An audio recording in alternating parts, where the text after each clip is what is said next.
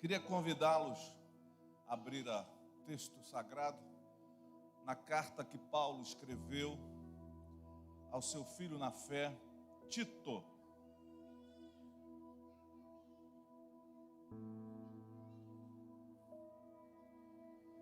Antigamente as pessoas falavam, as Bíblias eram mais parecidas. Aí alguém dizia assim para ajudar: na minha Bíblia, na página 1491. Lembra disso, Renato? Hoje em dia isso não quer dizer absolutamente nada. Fala, Caleb. É isso? Então tá bom. Vai orando aí pelo povo, tá bom? Eu queria convidá-los a pensar nesse texto de Paulo, continuando numa caminhada de conselhos práticos para a vida cristã. Muitas vezes nós não nos perdemos nas grandes teses. As teses teológicas muitas vezes estão muito bem guardadas dentro do nosso coração, estão internalizadas, estão refletidas e pensadas dentro da nossa mente. Mas em alguns momentos, parece que as coisas mais simples vão sendo esquecidas, vão sendo deixadas. E a gente vai então vivendo uma espécie de religião destoada daquele que é o paradigma, daquele que é o modelo da nossa vida. Há muita confusão hoje. Há muita gente que diz, por exemplo, que tudo já está absolutamente resolvido. Você pode viver de qualquer maneira. A salvação ela não foi gratuita. Ela custou o preço do sangue de Jesus. E ela não exige que nós façamos qualquer outra coisa para sermos salvos. Ela é gratuita, ela é graciosa, ela é abençoada da parte de Deus para nós. Nós não vamos fazer nada para sermos salvos. Todavia, uma vez tendo sido salvos por Jesus, a nossa vida se percebe a partir de um novo modelo, de um novo paradigma, de uma nova maneira de viver a vida. Eu preciso viver de maneira diferente. O que tem acontecido é que muitas vezes as pessoas absorvem uma transformação religiosa de certas conceituações intelectuais, mas não deixam que isso escorra para a sua vida prática. Não deixe que isso mude a realidade das suas relações com a sua vida, no que diz respeito aos encontros e desencontros da vida. Então eu e você precisamos nos apropriar de uma maneira de viver. A nossa maneira de viver precisa estar ancorada em Cristo. Por isso Paulo desenvolve esse objetivo da sua vida, esse alvo que o pastor Alex citou aqui: quero conhecer a Cristo. Não é simplesmente para conhecê-lo, para saber que sabe, para mostrar que conhece, para revelar às pessoas que é íntimo, absolutamente, mas conhecer a Cristo para que aquilo que está nele como paradigma da nossa vida se transforme em verdade no nosso cotidiano, para que a gente viva de maneira diferente. Tito é o pastor que foi deixado em Creta, a ilha de Creta, para, de alguma forma, conduzir e ajustar os processos e a vida da igreja que está ali. Ele é grego, de origem grega, ele, portanto, é um dos líderes da igreja gentílica, daquela que não é judaica. Havia, então, uma distinção entre uma igreja judaica, de origem judaica, mas que se esparrama agora pelo universo e mundo gentílico, e Tito é uma dessas lideranças. Do contexto da reunião de Jerusalém, do concílio de Jerusalém, quando Paulo vem, ele traz algumas pessoas. Alguns historiadores dizem que Tito está presente nesse concílio, quando se definem algumas questões para a igreja gentílica. O que acontece é que alguns judaizantes estão inseridos nesse contexto da igreja gentílica e começam a querer trazer para dentro dessa igreja conceitos, padrões, normas da igreja judaizante, da igreja judaica, ou seja, querendo retomar certos conceitos. Paulo, então, deixa-o ali para enfrentar essa situação, para colocar as coisas em ordem. Mas ele deixa claro algumas coisas muito significativas. E eu quero começar com você, já estabelecendo uma certa questão aqui muito importante. Nem todo aquele que diz ao Senhor, ou que o chama de Senhor, de verdade vive a partir deste modelo de vida. Jesus vai dizer isso no Evangelho, segundo escreveu Mateus, dizendo: nem todo o que me diz Senhor, Senhor, herdará o reino dos céus, mas aquele que faz a vontade do meu Pai que está nos céus. Então há uma distinção. Existem aqueles que vivem de dizer da sua vida religiosa, mas na sua vida prática a vontade de Deus está meio que colocada de lado. Olha o que Paulo escreve a Tito, capítulo 1, versículo 16, na primeira parte. Eles afirmam que conhecem a Deus, mas por seus atos o negam.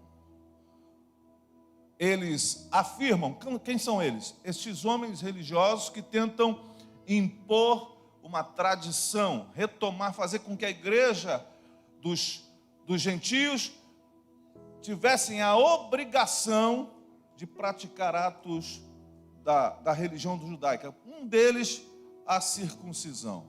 Mas outras fábulas também, eles estavam tentando ajustar a essa nova realidade de fé cristã no mundo gentílico, no mundo grego.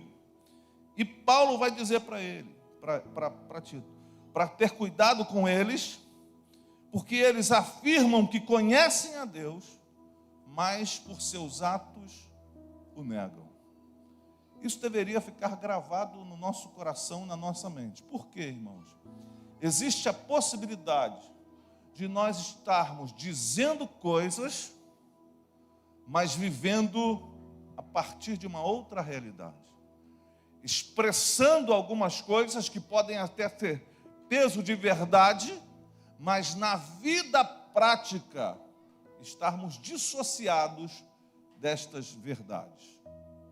Podemos estar dizendo coisas importantes, mas praticando outras que nos levam e apontam que a verdade de Deus não está em nós.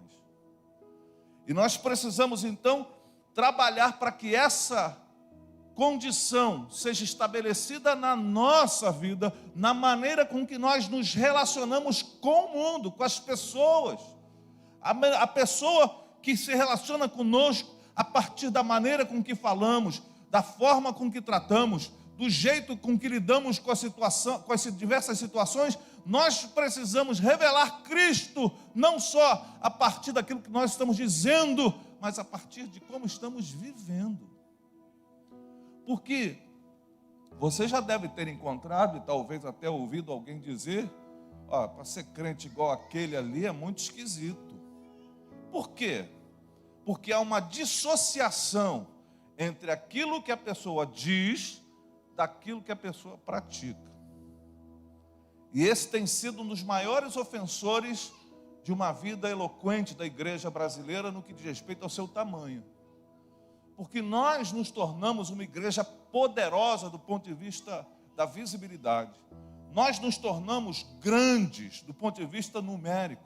Nós nos tornamos gigantes do ponto de vista até mesmo da nossa capacidade financeira como igreja nacional. Todavia, quando as pessoas nos olham, elas percebem que há uma dissociação entre aquilo que nós falamos e aquilo que nós praticamos.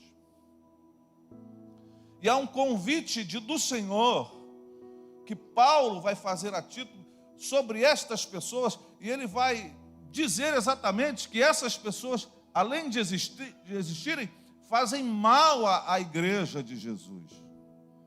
E nós precisamos pensar nisso. Nós somos daqueles que praticam ou somos daqueles que falam? Se fizermos os dois, se casarmos os dois, isso é o ideal.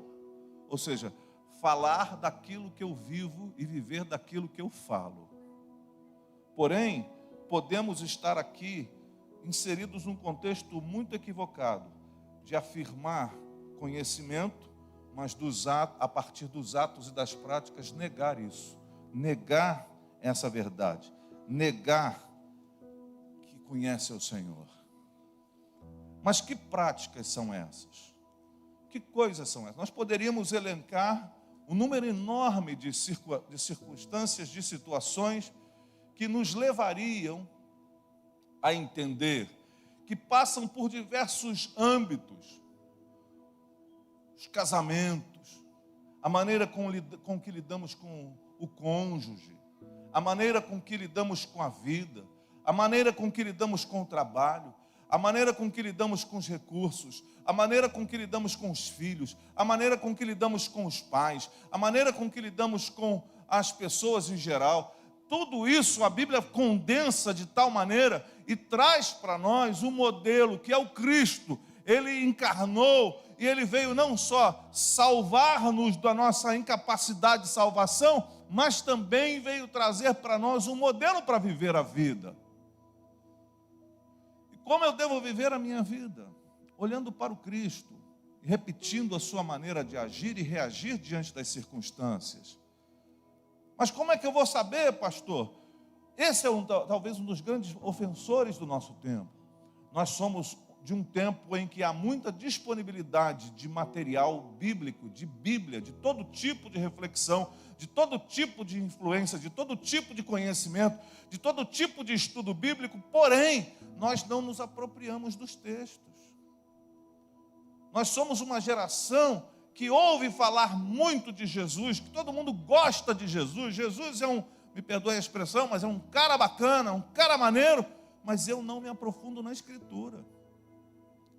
E se eu não me apropriar, se eu não ler, por exemplo, os evangelhos com mais profundidade, com mais desejo, com mais internalização dessas verdades do Cristo, eu vou continuar vivendo uma vida religiosa, porém sem relevância, que não vai tocar a vida das pessoas. Então a gente pode incorrer num grande problema de alegar conhecimento, mas negar na prática que de fato se conhece. Então nós precisamos atentar para isso. Existem pelo menos 2 grupos de pessoas neste universo, ou mais de 2 grupos. Há os que alegam conhecimento, mas que negam na prática. Há os que nem alegam conhecimento, que já definem desconhecer. E há aqueles que, de alguma forma, praticam porque conhecem o Senhor de verdade. Em que grupo nós vamos nos postar? Onde nós vamos estar? Quem somos nós, afinal de contas? Que tipo de vida nós levamos? Que tipo de abordagem à vida nós estamos pretendendo? Que tipo de evangelho nós estamos proclamando com a nossa vida? Muitas vezes nós estamos muito bons, e estamos mesmo no contexto nacional, muito bons na exposição das Escrituras, dos ensinos e algumas coisas.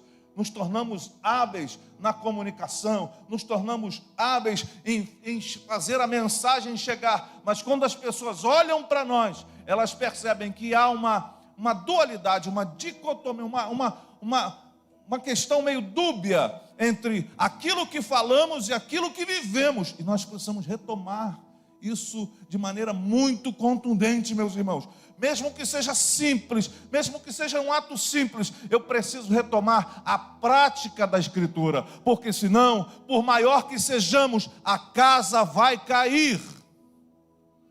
Foi o que Jesus disse. Foi o que Jesus disse. Não é isso, Milena?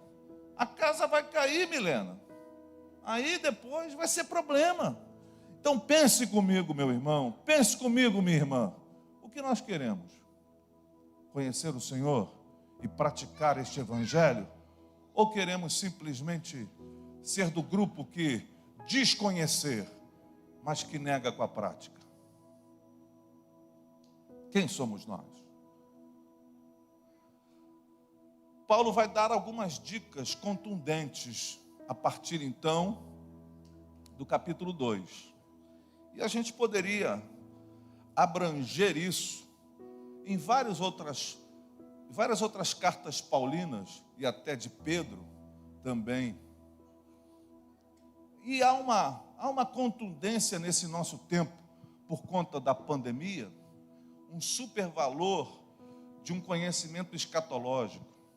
As pessoas estão muito preocupadas em discernirem a besta, discernirem o anticristo, saberem quando vai acontecer, escrevem sobre a sequência da teologia que creem. Uns são pré-milenistas, uns pré-tribulacionistas, outros tribulacionistas, outros pós-milenistas. E aí, você não entendeu muita coisa do que eu disse, mas são diversas teorias sobre o fim. São teorias, porque ninguém nunca chegou no fim, então são apenas teorias. Cada uma pode ser a mais adequada, a mais ajustada. Você pode dizer, essa aqui que é certa. Você não pode ter certeza. Mas qual é a importância? Pedro, na sua carta, vai dizer que mais importante do que saber como será o fim, nós precisamos saber viver o hoje. Enquanto tem muita gente mergulhado para saber como vai ser o fim, vive destoado da prática do evangelho hoje. Então é mais importante que você saiba como viver o evangelho hoje do que quem é a besta. Porque esse negócio de saber quem é a besta já me deixou besta algumas vezes. A besta, no final das contas, era eu. Nos anos 70, 80, tinha lá um chamado computador central da Europa, o mercado comum europeu. Era o grande computador que todo mundo dizia, os pregadores escatológicos diziam que aquele era a besta. Eu acreditei, o besta foi eu. Então, nós precisamos, ao invés de ficarmos atrelados a saber o que é o que virá no futuro, eu preciso saber o que eu estou vivendo hoje. Eu só sei uma coisa, irmão, o meu futuro está guardado em Deus, por Cristo Jesus. E eu vou estar com Ele para sempre. É o que me basta. Se antes, se depois, se durante, se vai ter uma besta, se vai ter uma besta depois, se vai ter isso, se vai ter aquilo, não me importa. Eu sei que eu vou estar lá. Se eu serei arrebatado, se eu vou ficar aqui no sentido, se vai ter a grande tribulação, se eu vou subir antes da grande tribulação, se a gente vai viver na grande tribulação, não sei, mas eu vou estar lá no fim, com o Senhor. Mas para que isso de fato aconteça, eu preciso deixar que este evangelho seja encarnado pela minha vida, de maneira que as pessoas, ao olharem para mim, vejam o Cristo. Ao olharem para mim, vejam o Senhor. Para que eu me torne, então, porta-voz, mensageiro e corpo de Cristo de verdade. Para que Cristo seja visto entre nós a partir da nossa vida. Por isso Paulo escreve, Cristo em vós, a esperança da glória. Ou seja, eu preciso estar cheio dessa relação com o Senhor, para que as pessoas possam ver. Mas muitas vezes eu estou tomado, assolado por uma necessidade de conhecimento de teologias, de ensinos, que eu acabo deixando de lado a prática nas minhas relações pessoais. É possível, não estou dizendo que eu conheço alguém, mas é possível que no nosso universo evangélico há quem conheça muito a Bíblia, mas que continue espancando a sua esposa. É possível que há quem diga que conheça as escrituras de Gênesis e Apocalipse de cor e salteado, mas na sua prática é abusivo, tanto homem quanto mulher. É possível que a gente construa uma identidade forjada de nós mesmos para se relacionar no ambiente religioso, mas no meu dia a dia, eu seja, vou usar uma palavra antiga, um estorvo para a fé das pessoas. Paulo vai escrever assim para Tito, a partir do capítulo 2. Você, porém, olha como é que começa uma expressão que vai nortear a vida não só de Tito, mas vai nortear a vida de todos nós. Essas cartas de Paulo norteiam a nossa experiência cristã, norteiam a nossa vida. E ele, quando escreve a Timóteo, também usa essa expressão, você, porém. Porque há uma nova maneira, há uma nova forma para vivermos a vida, a partir da verdade cristã. Eu não posso assumir a religião nominal sem praticá-la no meu cotidiano. Eu não posso assumir conhecimentos no sentido de saberes, até mesmo do texto bíblico, mas na minha vida cotidiana, estes saberes não se percebem no meu dia a dia, nas minhas práticas. Nós somos chamados por Paulo nessa manhã, através da carta de Paulo, a construirmos um canal, um caminho, onde a vida cristã será norteada por uma prática de fato que vai fazer diferença na vida das pessoas. Ele escreve, você, porém, fale o que está de acordo com a sã doutrina. Ensine os homens mais velhos, preste atenção, a serem moderados, dignos de respeito, sensatos e sadios na fé, no amor e na perseverança. Quem se encontra com você, meu irmão, deve desenvolver estas qualidades. Aos homens mais velhos, não falou a idade, tem que ser mais velho. De quanto? Não sei. Mas os homens mais velhos, nessa faixa da vida aqui, nessa realidade, a idade não era tão avançada. Então, de repente, alguém com 30, com 40 anos, já era alguém considerado mais velho. Mas aos homens mais velhos, a serem moderados, equilibrados. Gente que tem equilíbrio, temperança, moderação, são sinônimos.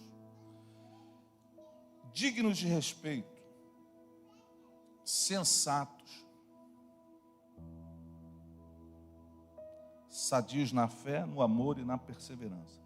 Semelhantemente, ensine as mulheres mais velhas a serem reverentes na sua maneira de viver, a não serem caluniadoras, nem escravizadas a muito vinho, mas a serem capazes de ensinar o que é bom. Assim, poderão orientar as mulheres mais jovens a amarem seus maridos e seus filhos. Tem hora que eu pego a Bíblia, irmão, e eu tenho que concordar com Billy Graham, que dizia que a Bíblia é mais atual do que o jornal de amanhã. Porque quando a gente lê, a gente parece que está lendo coisas que nós estamos vendo diante dos nossos olhos. Parece que há um descalabro social em que estamos vivendo.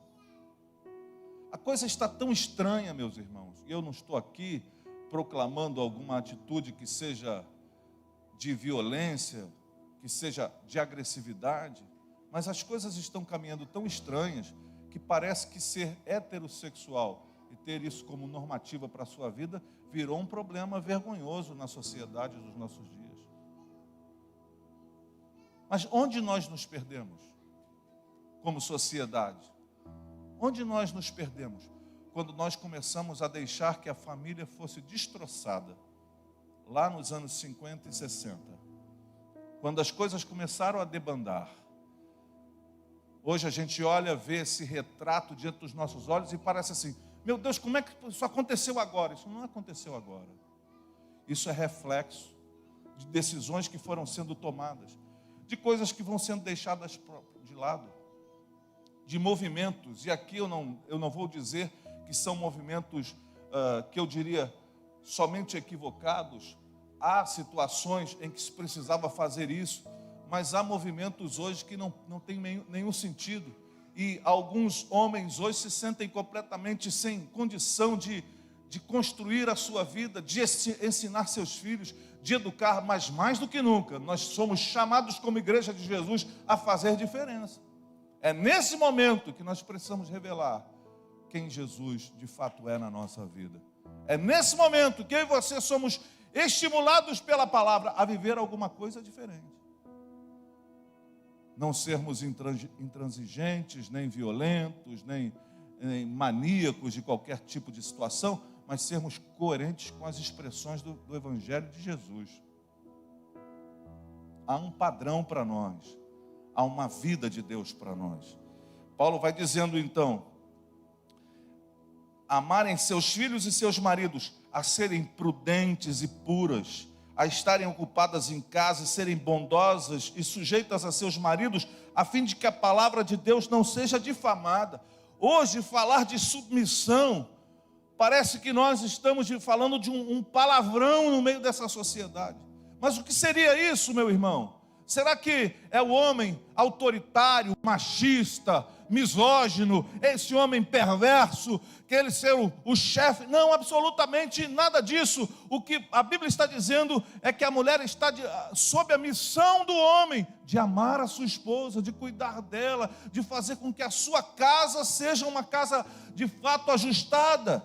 Há um problema na percepção masculina, há um problema na percepção feminina, há uma mistura louca na sociedade e nós somos chamados a mostrar e revelar que conhecemos a Deus de fato e vivemos assim os princípios da palavra de Deus. Sermos homens de verdade, equilibrados, sensatos, na maneira com que tratamos as esposas, na maneira com que lidamos com as pessoas. Ser mulheres que de fato sabem se portar, sabem se comportar, sabem viver a vida. Nós precisamos retomar essas coisas, esses princípios. Mas aqui está dizendo, e era uma outra época, claro, que elas saibam lidar bem com as coisas da casa. Eu sei que a maior parte das mulheres hoje tem que sair em busca do sustento, de ter uma vida digna. Nós sabemos disso, mas nós podemos equilibrar as coisas. Sempre sensatez e equilíbrio são questões a serem atadas ao nosso pescoço como colares. Nós não podemos viver sem sensatez e equilíbrio. Há uma correria insana e nós precisamos retomar e ter cuidado com isso. Conselhos práticos de Paulo para que ele passasse a igreja de Creta. E continua. Da mesma maneira, encoraje os jovens a serem prudentes. Parece que Paulo está dizendo assim, eu vou ensinar um negócio que não vai ser possível. Como ser prudente para um jovem? Mas esse é o princípio. Esse é o ensino da palavra de Deus para nós. Nós vivemos uma geração de nem só jovens imprudentes, nós vivemos idosos imprudentes, todo mundo imprudente. Nós estamos num período onde a imprudência está deixando marcas claras na sociedade. Eu saí de casa agora, meus irmãos, para vir para cá, e eu passei por uma festa, deve ser uma chamada dessas raves. A rua tomada, a estrada dos Teixeiras tomada de carros. Os caras saindo de lá sem camisa, tudo musculoso, tatuado. Não tem nada contra tatuagem, nem contra músculo, tá bom? Fique à vontade. Mas aquelas figuras, aquelas mulheres, aquelas roupas estranhas e aquelas pessoas sem máscara, sem cuidado, entrando num sítio para fazer uma festa. O que é isso senão imprudência?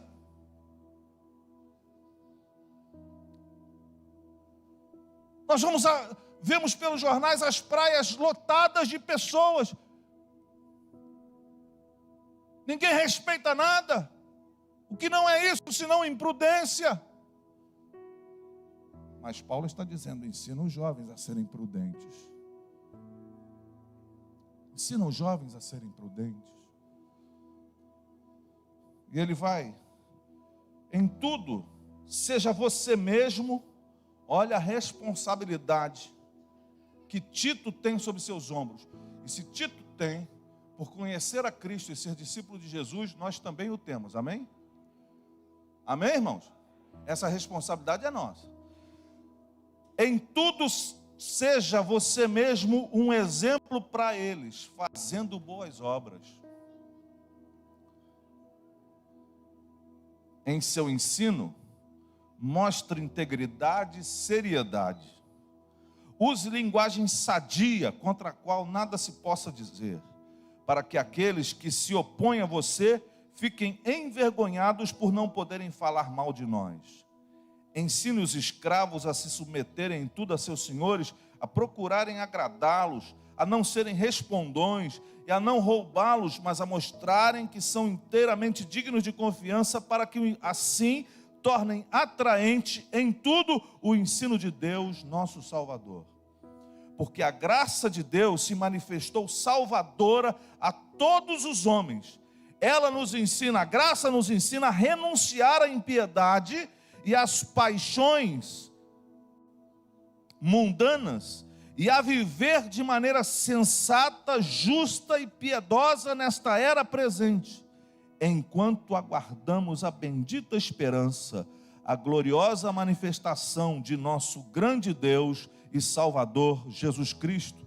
Ele se entregou por nós, a fim de nos remir de toda maldade e purificar para si mesmo um povo particularmente seu, dedicado à prática de boas obras. É isso que você deve ensinar, exortando-os e repreendendo-os com toda a autoridade. Ninguém o despreze. E ele continua. E como eu tenho um tempinho, vou continuar também. Capítulo 3. Lembre a todos que se sujeitem aos governantes e às autoridades, sejam obedientes, estejam sempre prontos a fazer o bem, a fazer tudo o que é bom, não caluniem ninguém, sejam pacíficos, amáveis e mostrem sempre verdadeira mansidão para com todos os homens. Houve tempo em que nós também éramos insensatos e desobedientes. Vivíamos enganados e escravizados por toda espécie de paixões e prazeres. Vivíamos na maldade e na inveja, sendo detestáveis e odiando uns aos outros. Mas quando da parte de Deus, nosso Salvador, se manifestaram a bondade e o amor pelos homens, não por causa de atos de justiça por nós praticados, mas devido à sua misericórdia, Ele nos salvou pelo lavar regenerador e renovador do Espírito Santo, que Ele derramou sobre nós generosamente por meio de Jesus Cristo, nosso Salvador. Não é por capacidade humana, mas por obra do Espírito Santo na nossa vida. Eu e você precisamos nesse tempo saber que fomos lavados pelo sangue de Jesus, mas continuamos sendo lavados pelo Espírito Santo para viver uma vida santa que agrade o bendito nome de Jesus. Fomos chamados a viver diferença, meus irmãos, nesse tempo. Fomos chamados a viver de alguma coisa diferente dessa realidade que estamos expostos. Nós fomos chamados a ser exemplo para as pessoas, meus irmãos. E ele continua dizendo: fiel é esta palavra, e quero que você afirme categoricamente essas coisas, para que os que creem em Deus se empenhem na prática de boas obras. Tais coisas são excelentes e úteis aos homens. Evite, tem coisa a ser evitada também. Evite controvérsias tolas. Tem dado uma passada na rede social aí, irmão? Percebeu quanta controvérsia tola existe lá? Evite controvérsia tola. Genealogias, discussões e contendas a respeito da lei, porque essas coisas são inúteis e sem valor. Quanto àquele que provoca divisões, advirta uma primeira e uma segunda vez. Depois disso, rejeite-o. Você sabe que tal pessoa se perverteu e está em pecado, por si mesmo está condenado. Não tem jeito, meus irmãos. Por mais que queiramos acolher, e esse é o nosso papel de acolhimento, existem pessoas que querem a confusão, que querem o bate-boca, que querem a contenda, que querem a desagregação. E nós precisamos cuidar do nosso coração para ter equilíbrio, sensatez, uma vida digna que glorifique o Senhor. Você quer saber mais? Deixa eu te recomendar.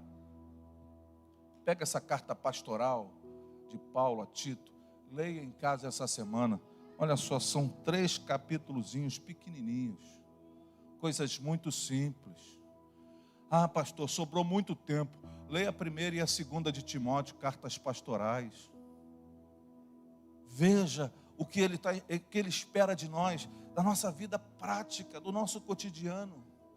Muitas vezes nós nos enchemos de saber, mas praticamos pouco no exercício da nossa vida.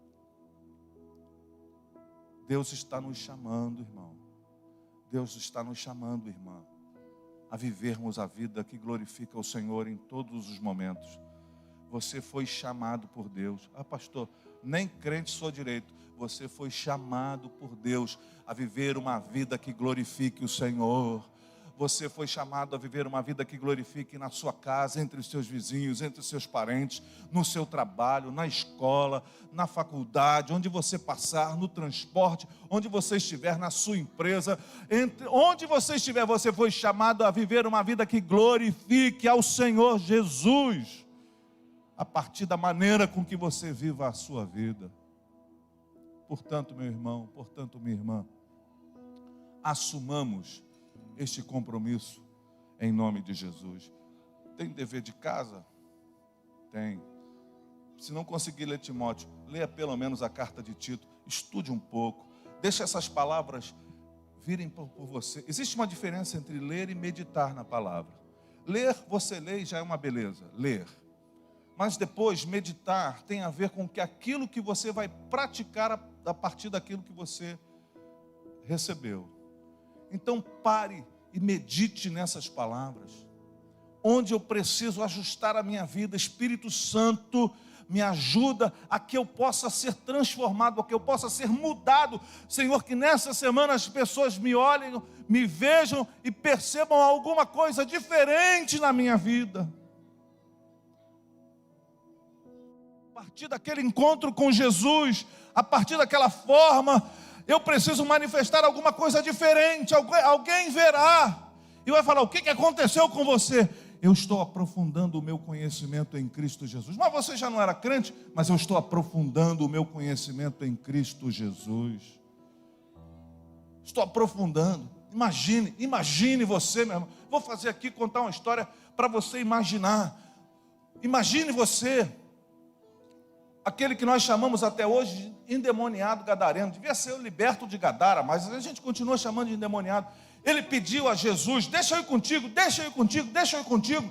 E Jesus disse: não, volta e conta para os seus o que Deus fez na sua vida.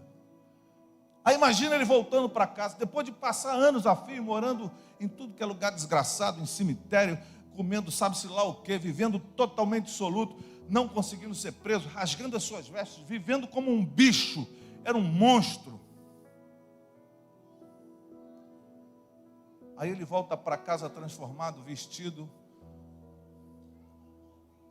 Aí bate na porta de casa. A mulher pergunta lá dentro: quem é? Aí ele responde lá de fora: sou eu, querida.